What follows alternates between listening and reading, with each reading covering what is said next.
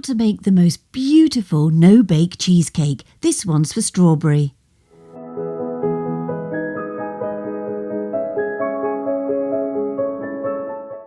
You need a loose bottomed spring-form tin. Make sure it's greased. Then get your digestive biscuits and put them in a bag. I find a rolling pin is really good to bash them down. You could use a food processor though if you wanted. Melt your butter in a pan and then add the biscuits that have been crushed. Give them a mix round into the butter and then place them in the tin. You want to press it all down nice and evenly on the base layer because you're then going to have to put it in the fridge so that it sets. Get a pan of water and you are going to melt the chocolate over the top in a bowl. Make sure that that base of that bowl does not touch the water. Then place your cream cheese into a large mixing bowl along with your cream.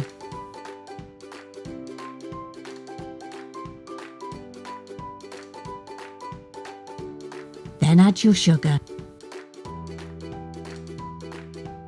Then you need to add in the melted chocolate along with the vanilla and make sure you mix it well. Place that whole mixture into your tin on the cooled base layer. Make sure that you've got it nice and level as well because that will help give a nice even cheesecake finish.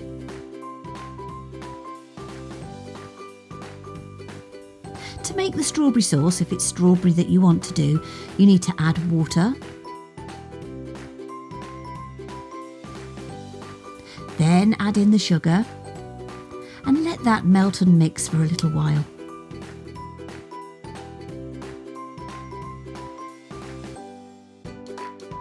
You're then going to add the chopped strawberries.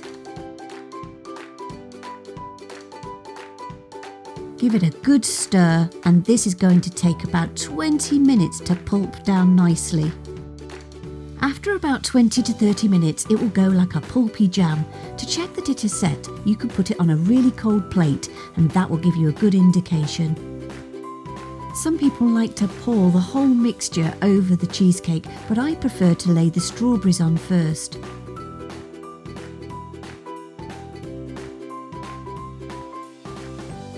I then like to dust it with a little bit of icing sugar just before serving. And of course then you can drizzle the beautiful strawberry sauce over the top. It's absolutely delicious. Give this recipe a go.